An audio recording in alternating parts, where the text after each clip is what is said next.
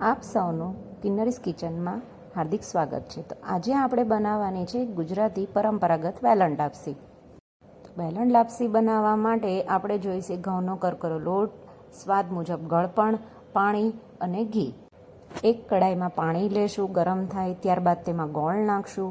ગોળ ઓગળી ગયા પછી તેને ગાળી લેશું. ગાળેલા પાણીને ફરી કડાઈમાં ચડાવશું. એક ઉબાલ આવે ત્યાં સુધી આપણે જાડા લોટને મોણ દઈને તૈયાર રાખશું.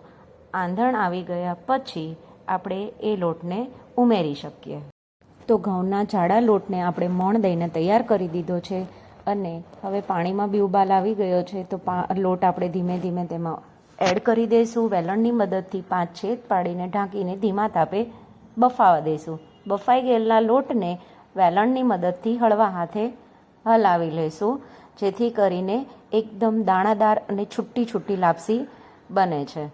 તો બની ગઈ છે આપણી એકદમ સરસ મજાની લાપસી. તમે જોઈ શકો છો છૂટી દાણાદાર બની છે, બિલકુલ ચીકણી નથી બની. અને ઉપરથી મેં થોડું ઘી નાખ્યું છે, જેથી કરીને ખાવામાં સારી અને એકદમ ટેસ્ટી લાગે. મિત્રો, તમને અમારી પરંપરાગત ગુજરાતી વેલણ લાપસીની રેસીપી ગમી હોય તો વિડીયોને લાઈક અને શેર કરી દેજો. અને કિન્નરીસ કિચનમાં નવા હોય તો ચેનલને સબસ્ક્રાઈબ કરી દેજો. મળીએ તો આવી એક નવી સ્વાદિષ્ટ વાનગી સાથે. Bye bye.